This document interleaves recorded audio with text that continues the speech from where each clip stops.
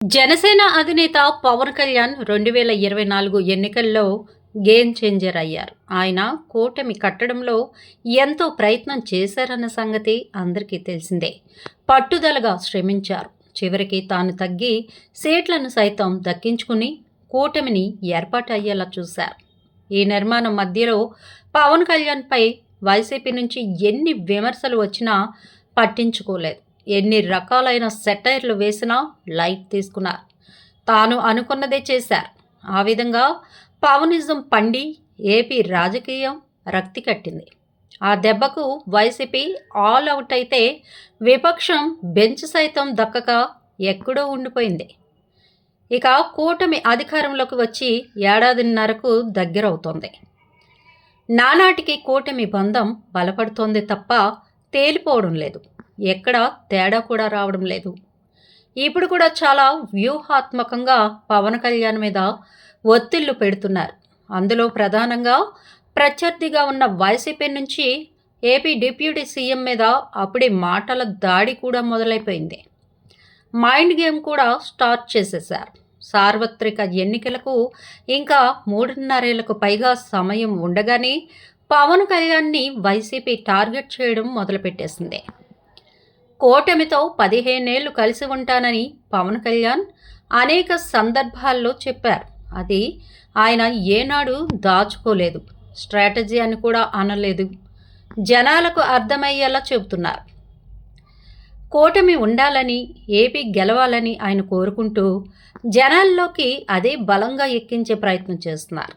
దాంతో పవన్ కళ్యాణ్ కూటమి నుంచి వేరు పడరు అన్నది అర్థమైందా, లేక కొత్త ఎత్తుగడలతో వైసీపీ పవన్ కళ్యాణ్ మీద గురిపెడుతోందా అన్నది తెలీదు. కానీ పవన్ని మళ్ళీ లక్ష్యంగా చేసుకుంటున్నారు వైసీపీ నేతలు. కూటమితో కలిసి ఉంటానని పవన్ అంటున్నారు.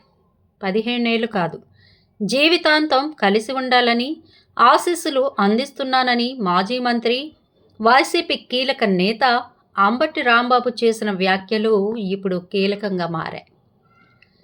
ప్రభుత్వ వ్యతిరేక ఓటు చీలకూడదని, 2024 ఎన్నికల్లో పవన్ కళ్యాణ్ కూటమి కట్టారని, అది ఫలించి కూటమి గెలిచిందని అంబటి గుర్తు చేస్తున్నారు. అయితే 2029 నాటి ప్రభుత్వం మీద యాంటీ ఇంక్యుబెన్స్ పెద్ద ఎత్తున ఉంటుందని, అలాంటి నేపథ్యంలో పవన్ కళ్యాణ్ కూటమిలో ఉంటేనే మొత్తం వ్యతిరేక ఓట్లన్నీ గుత్తంగా వచ్చి తమ ఒడిలో పడతాయని, అలా వైసీపీకి రాజకీయ లాభం చేకూరుతుందని అంబటి రాంబాబు చెబుతున్న లెక్క. అందువల్ల పవన్ కళ్యాణ్ని కూటమిలోనే కొనసాగాలని కోరుకుంటున్నామని ఆయన గట్టిగానే చెబుతున్నారు. ఇక అంబటి వ్యాఖ్యలు చూస్తే పవన్ కళ్యాణ్ని ఒక విధంగా వైసీపీ రెచ్చగొడుతోందా అనే చర్చ కూడా వస్తోంది. ఏపీలో కాపుల మీద దాడులు జరుగుతున్నాయని, మెగాస్టార్ని బాలయ్య అవమానించారని, అయినా పవన్ కళ్యాణ్ సైలెంట్గానే ఉంటున్నారని అంబటి అనడం వెనుక పవన్ కళ్యాణ్కి బలమైన సామాజిక వర్గం మద్దతు లేకుండా చేయడం కోసమా అనే చర్చ అయితే ఉంది. అంతేకాదు, పవన్ కళ్యాణ్ని ఈసారి గట్టిగా టార్గెట్ చేస్తే ఆయన ఎన్నికల వేళ కూటమి నుంచి విడిపోయి ఒంటరిగా పోటీ చేస్తారన్న లెక్కలైతే వైసీపీ వద్ద ఉన్నాయా అన్నది మరో చర్చ. అయితే ఏపీలో 2029లో త్రిముఖ పోరు సాగితే మాత్రం అది 2019 నాటి మాదిరిగా ఉండదని అంటున్నారు రాజకీయ విశ్లేషకులు. ఎందుకంటే ఈసారి పవన్ కళ్యాణ్ అధికారంలో ఉన్నారు. 21 మంది ఎమ్మెల్యేలు కూడా ఉన్నారు. దాంతోపాటు రాజకీయంగా మరో 10 ఏళ్ల అనుభవం ఉంటుంది.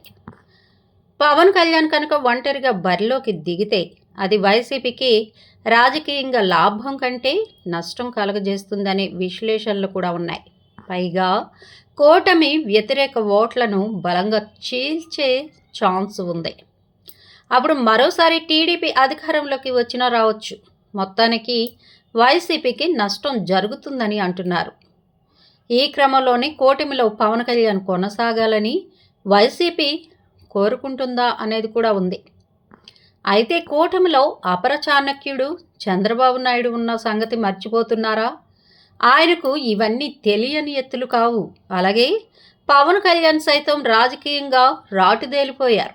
అందుకే 2029 రాజకీయ ఆట వైసీపీ కోరినట్లుగా ఉండే ఛాన్స్ ఎంత మేరకు అన్నది పెద్ద ప్రశ్నగానే చూడాల్సి ఉంది.